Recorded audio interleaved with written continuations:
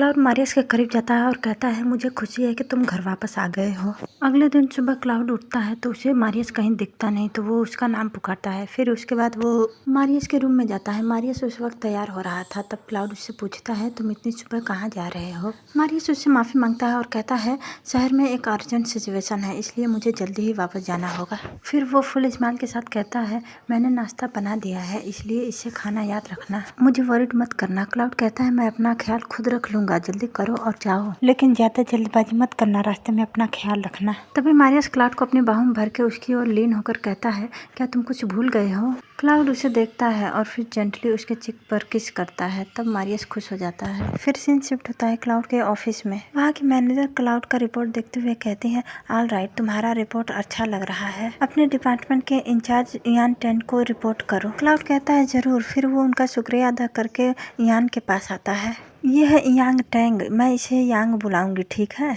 यान उसे कुछ डॉक्यूमेंट दिखाते हुए कहता है, प्रोजेक्ट के बारे में जानकारी यहाँ दी गई है, इसे ध्यान से देखो और जब तुम्हारा काम पूरा हो जाए तो मुझे बता देना।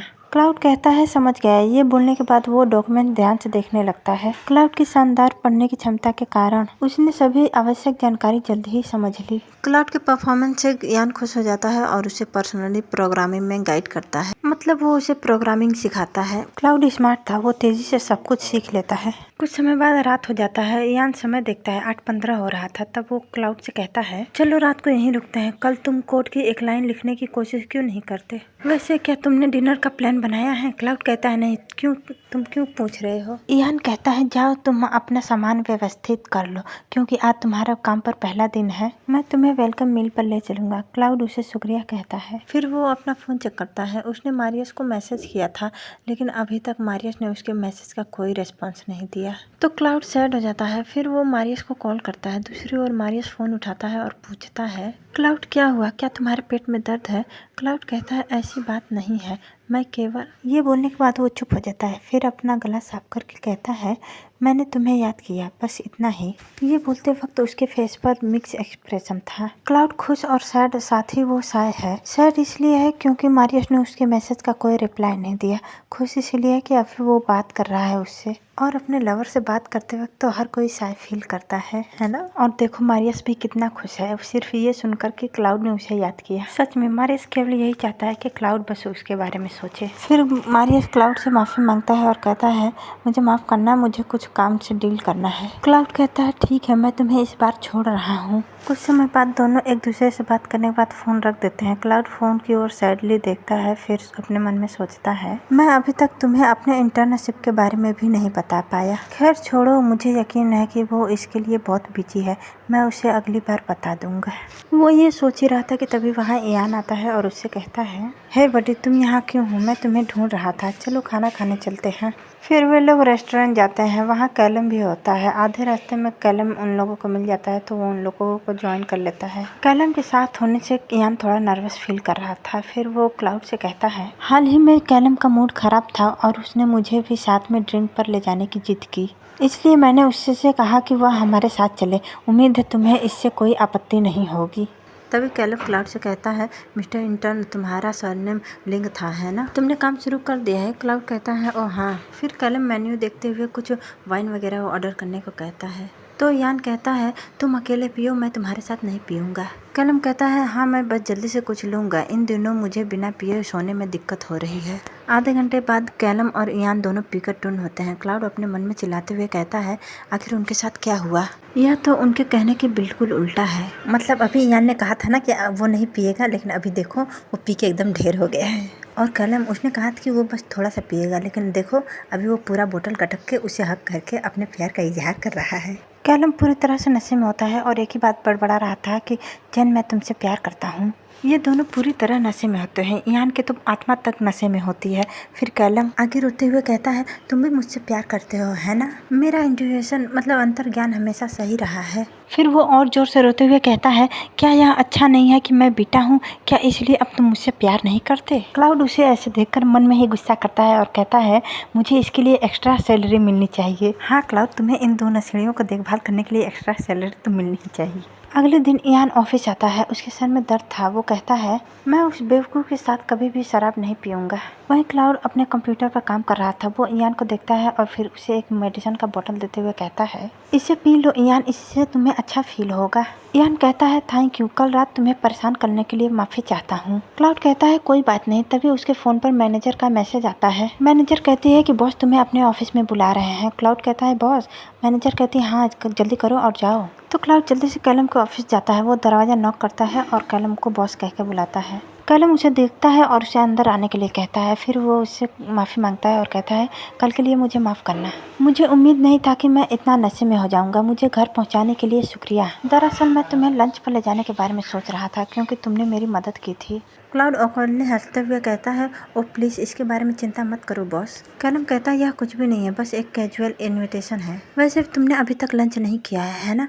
क्लाउड उसे इसके लिए थैंक यू कहता है। फिर वे दोनों एक रेस्टोरेंट जाते हैं। वहाँ खाना खाने के बाद कैलम क्लाउड से कहता है मैं बिल चुकाने जा रहा हूँ, तुम यहीं रुको। क्लाउड कहता है ज़रूर। फिर अपने मन में क्लाउड सोचता है यहाँ का खाना बहुत अच्छा है, अब मुझे अगली बार मारियस को भी यहाँ लाना चाहिए। तभी क्लाउड के फ़ोन पर किसी का कॉल आता है। क्लाउड देखता है तो वो मारियस का कॉल था। मारियस का कॉल देखते ही क्लाउड खुश हो जाता है। वो जल्दी से फ़ोन उठाकर हेलो बोलता है। फ़ोन की दूसरी ओर से मारियस उससे पूछता है तुम कहाँ हो? क्या तुम छुट्टी पर नहीं हो? तुम घर पर क्यों नहीं हो? क्लाउड कहता है ओह क्या तुम घर लौट आए? मैं जिस जगह इंटर्नशिप करता हूँ वह जगह पास ही है। मारियस कहता है इंटर्निंग? क्लाउड कहता है हाँ मैं ब्रेक पर हूँ। मैंने सोचा था कि शायद मैं ब्रेक ले लूँ, पर क्योंकि मेरे पास कुछ भी काम नहीं था मैं तुम्हें पहले ही बताना चाहता था, पर मुझे कभी मौका ही नहीं मिला। मारियस कहता है क्या तुम्हारे पास पैसे की कमी है? तुम मुझे बताओ इंटर्नशिप करके तुम कितना पैसा कमा सकते हो? क्लाउड मुझे तुम्हारे काम करने की ज़रूरत नहीं है, तुम्हें बस घर पर रहना है। ये सुनकर क्लाउड को बुरा लगता है। वो मारियस से कहता है क्या तुम्हें लगता है कि मैं बेकार हूँ? ये सुनकर मारियस चौंक जाता है। वो अपना सर पकड़ लेता है, कहता है मेरा मतलब यह नहीं था, मुझे लगा मेरा कड़ी मेहनत करना हम दोनों के लिए काफ़ी है। क्लाउड मुझे माफ़ कर दो, मुझसे नफरत मत करो। क्लाउड कहता है इसकी चिंता मत करो, तुम्हें बार बार माफ़ी मांगने की ज़रूरत नहीं है। क्या तुमने अपने बिजनेस ट्रिप के दौरान अच्छी नींद ली? मारियस कहता है तुम्हारे बिना नहीं। तो क्लाउड कहता है तो फिर तुम्हें घर जल्दी आ जाना चाहिए। तभी क्लाउड मारियस के फ़ोन में किसी और को बात करते हुए सुनता है। फिर मारियस कहता है मुझे कुछ काम है इसलिए मैं पहले फ़ोन रखता हूँ, फिर मैं बाद में तुम्हें कॉल करूँगा। क्लाउड कहता है ज़रूर बाय। ये बोलकर वो फ़ोन काट देता है। फिर फ़ोन देखते हुए सोचता है उसके साथ वो कौन है? क्या वो नहीं चाहता कि मैं जानूँ? मैं आजकल अपनी इमेजिनेशन को कुछ ज़्यादा ही खुला छोड़ रहा हूँ। वो ये सोच ही रहा था तभी अचानक वो एकदम शॉक्ड हो जाता है। वो सोचता है कि अगर मारियस अभी तक वापस नहीं आया तो उसे कैसे पता चला कि मैं घर पर नहीं था। तभी उसके फ़ोन पर मैसेज आता है। जब वो फ़ोन उठाकर देखता है तो मारियस ने उसे $30,000 भेजे होते हैं। ये देखकर क्लाउड को बुरा लगता है। वो तुरंत पैसे रिटर्न कर देता है और मैसेज करके बताता है मेरे पास पैसों की कमी नहीं है, मैं तुम्हें जल्दी से पैसे लौटाने के लिए इंटर्नशिप कर रहा हूँ। लेकिन मारियस उसकी नहीं सुनता। वो फिर से उसे पैसे भेजता है, वो भी $40,000। तो क्लाउड मन में ही उस पर गुस्सा करता है। तभी कैलम उसे बुलाता है कि मैंने बिल चुका दिया, चलो चले। क्लाउड तुरंत सीट से उठ के कहता है आ रहा हूँ। फिर वे रेस्टोरेंट से निकलकर रास्ते में जा रहे थे। लड़कियां उन्हें देखते ही पागल हो जाती हैं। तो कैलम खुद पर प्राउड फील करते हुए कहता है मैं सचमुच लव डाकू हूँ, तुम्हारा दिल चुराने के लिए मैं तहे दिल से माफ़ी मांगता हूँ। कैलम की ये बात सुनकर क्लाउड अपने मन में सोचता है आखिरकार मुझे समझ में आ गया कि इयान ने हमारे साथ खाना खाने से इनकार क्यों कर दिया। मतलब इन्होंने इयान को भी अपने साथ खाना खाने के लिए बोला होगा, लेकिन इयान ने मना कर दिया क्योंकि उसे पता है कि कैलम का नेचर कैसा है। वो कभी भी किसी के साथ भी फ्लर्ट करता रहता है। फिर क्लाउड कैलम से पूछता है बॉस क्या आप मारियस को जानते हैं? कैलम कहता है बेशक, वह मेरा छोटा भाई है। तो क्लाउड सोचता है सीरियसली वे दोनों देखने में बिल्कुल अलग है। मैंने सुना था कि कुछ भाई बहन देखने में अलग होते हैं, लेकिन आज मैंने देख भी लिया। तभी कैलम पूछता है क्या तुम मेरे भाई को जानते हो? तुम दोनों के बीच क्या रिश्ता है? ये सुनकर क्लाउड ब्लश हो जाता है। फिर वो उसे बताता है कुछ सबसे अच्छे दोस्तों से थोड़ा अधिक। ये सुनकर कैलम को कुछ समझ नहीं आता। वो सोचता है क्या मैं अब्रोड में कुछ समय बिताने के बाद मैं अपनी मातृभाषा भूल गया हूँ? इसका क्या मतलब है? फिर अगले दिन मॉर्निंग में कैलम अपने ऑफिस में होता है और उसे देखकर ऐसा लगता है जैसे वो पूरी रात ठीक से नहीं सोया, ये सोचकर कि बेस्ट फ्रेंड से बढ़कर कौन सा रिश्ता होता है। तो वो अपने पास में खड़ी उस लेडी से पूछता है मुझे यह पहेली सुलझाओ, वह रिश्ता क्या है जो बेस्ट फ्रेंड से भी बढ़कर है। वो लेडी कहती है शायद परिवार या लवर। ये बात सुनते ही कैलम तो और भी ज्यादा पागल हो जाता है। वो सोचने लगता है परिवार या प्रेमी, परिवार या प्रेमी। उसके दिमाग में बस यही बात चलने लगती है और सोचता है फिर जेन मारियस के लिए क्या है। ये सोच कर वो पूरा डिप्रेस हो जाता है। इवन उसकी आत्मा भी उसका शरीर छोड़ देती है। सीन शिफ्ट होता है। बारिश हो रहा था। क्लाउड बस स्टैंड पर बारिश रुकने का इंतजार कर रहा था। तभी कैलम उसे देखता है और उसके सामने अपनी कार रोक देता है और उससे पूछता है क्लाउड तुम अपना अम्ब्रेला नहीं लाए, मेरी कार में चढ़ जाओ, मैं तुम्हें घर छोड़ दूंगा। क्लाउड कहता है कोई जरूरत नहीं है, ये तो बस थंडर शावर है, जल्दी ही बंद हो जाएगा। तब कैलम कहता है मुझे तुम्हें घर छोड़ने में कोई परेशानी नहीं है, लेकिन अगर तुम्हें इस बारिश में सर्दी लग गई तो तुम काम पर नहीं आ पाओगे और मेरे स्टूडियो को नुकसान होगा। खैर मैं तुम्हें यूं ही घर नहीं भेज रहा। आज दोपहर में उस यूआई के बारे में अपने आइडिया शेयर करने आ जाओ जिसके बारे में तुमने जिक्र किया था। इसके लिए क्लाउड उसे थैंक यू बोलता है और कार में बैठ जाता है। कुछ समय बाद वे क्लाउड के घर पहुंच जाते हैं। कैलम पार्किंग एरिया में कार रोक देता है। तब क्लाउड अपना सीट बेल्ट खोलते हुए कहता है मुझे घर छोड़ने के लिए शुक्रिया बॉस, मैं आपसे फिर मिलूंगा। कैलम उसे रोकता है और उससे पूछता है वास्तव में तुम्हारा मेरे भाई के साथ क्या रिश्ता है। यह सुनकर क्लाउड पॉज हो जाता है। फिर वो कहता है बॉस क्या आप अपने भाई के रिलेशनशिप की स्थिति के बारे में जानते हैं। तो कैलम कहता है रिलेशनशिप की स्थिति ऑफकोर्स मुझे पता है, वो किसी से अटैच है। ये बोलने के बाद कैलम अपने मन में सोचता है ऐसा इसलिए है क्योंकि मैं जानता हूँ कि मारियस जेन के साथ अटैच है, इसलिए मुझे पता लगाने की जरूरत है कि तुम्हारा मारियस के साथ क्या रिश्ता है। दूसरी ओर क्लाउड सोचता है ऐसा लगता है कि मारियस ने अपने परिवार को बताया था, लेकिन मुझे यकीन नहीं है कि उन्हें पता है कि वह मुझे ही देख रहा है। ये सोचने के बाद क्लाउड गहरी सांस बाहर छोड़ता है और कैलम से कहता है सच कहूँ तो मैं वास्तव में तुम्हारे भाई का बॉयफ्रेंड हूँ।